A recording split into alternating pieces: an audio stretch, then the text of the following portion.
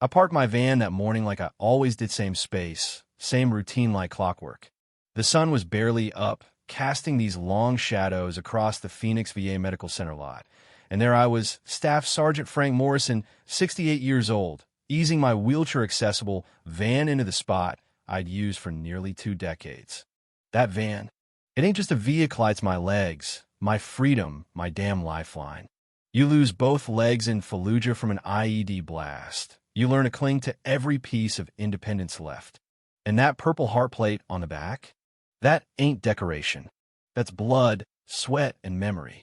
But that morning was a routine. Not even close. Across the lot sat this cop officer Bradley, Kane watching me like a hawk while I unloaded myself in the driver's seat. He wasn't looking with curiosity or respect, nah. It was that look. Like I was some scammer. You know the type. Turns out he had his own sketchy comp claim filed years back. A back injury or some nonsense. But somehow, in his eyes, I was the faker. I barely had my paperwork together before I heard, "Excuse me," followed by heavy boots marching my way. Kine mid-30s, puffed up like he owned the lot, starts in on me, questioning my handicap permit. Mind you, the placards hanging in plain sight. My prosthetic legs? Right there. My purple heart plate, shining in the morning sun like a damn badge of honor.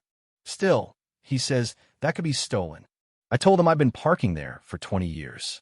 20 years of taking up space working people could use, he barked back. That hit me in the gut. After all I gave to be talked to like that, folks were starting to notice vets heading in for appointments, pulling out their phones. I stayed calm. I lost my legs in Iraq, I said, holding on my paperwork. He snatched it from me like I was lying. Said he didn't buy it. Calling a tow truck, he muttered. I felt the world tilt. Without my van, I can't get home, I can't do life. Then something shifted. Master Sergeant David Cruz, another Marine, stepped up. He didn't just speak up, roared. That man is disabled and has the paperwork. This is harassment. Kane reached for his gun like he was in Fallujah, not a VA parking lot. Back off or you're next, he growled. Cruz, cool as hell, says, I'm a Marine, and that's a Purple Heart vet you're messing with. The circle was growing, phones recording, brothers and sisters in arms tightening in. I kept trying to de-escalate. Officer, I said, please, let's resolve this civilly. Kane? He doubled down, yelling into his radio, claiming disability, not buying it. That's when I made the call. I pulled out my phone, dialed a number I hadn't touched in years, Colonel James Patterson. My old CO. He picked up, recognized my voice before I even said my name. I'm in trouble, sir, I said, barely holding it together. They're towing my van, saying I'm faking. He didn't ask questions. Don't move.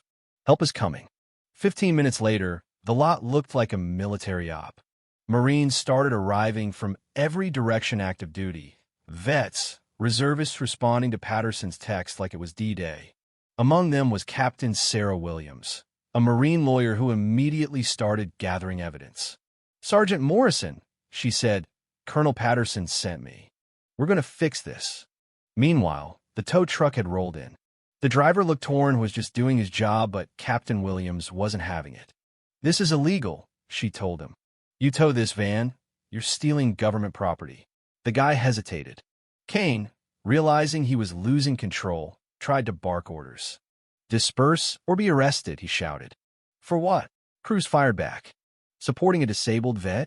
Kane, desperate now, says, I've seen you people fake injuries for benefits. You people, let me tell you, that hit like shrapnel. And while my body was wrecked, my spirit wasn't.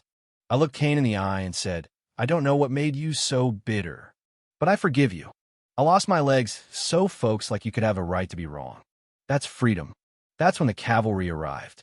Colonel Patterson stepped out of a black SUV, full dress blues, ribbons catching sunlight, voice like thunder.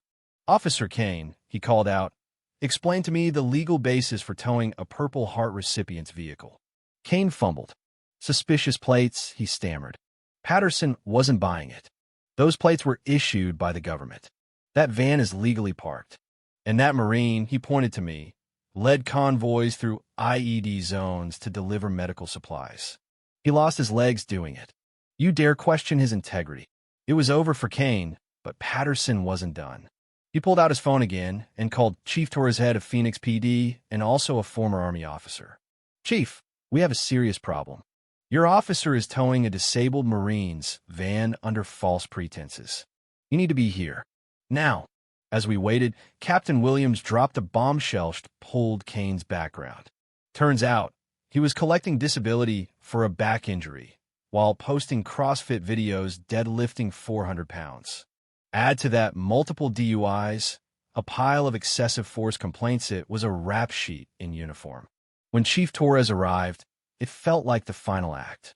He looked around, saw me, saw the crowd, saw the placard, the plates, and then he looked at Kane. "Explain," he said coldly. Kane mumbled something about experience and fraud, but Patterson cut in and listed my awards: Bronze Star, Navy Commendation, 6 months at Walter Reed. Then, with impeccable timing, he revealed the CrossFit videos. The hypocrisy was staggering. "Officer Kane," Torres said, "you're suspended. Hand over your badge and weapon." The tow truck driver, finally clear-headed, said, "I'm out.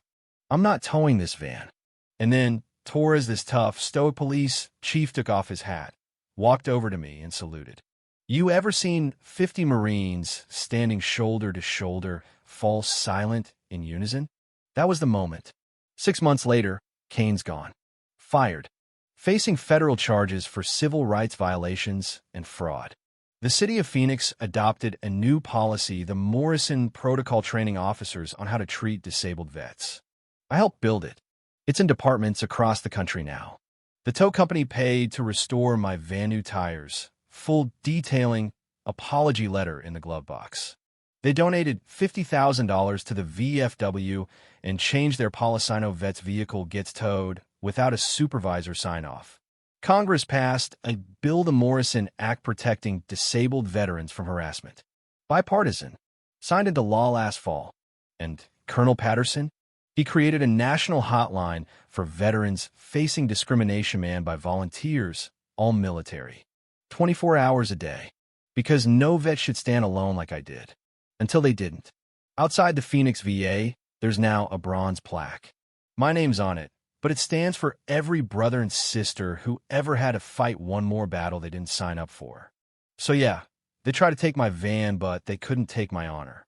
Now let me ask you, what would you have done in Officer Kane's place? And more importantly, what would you do if you were standing in that parking lot that day? Let's talk.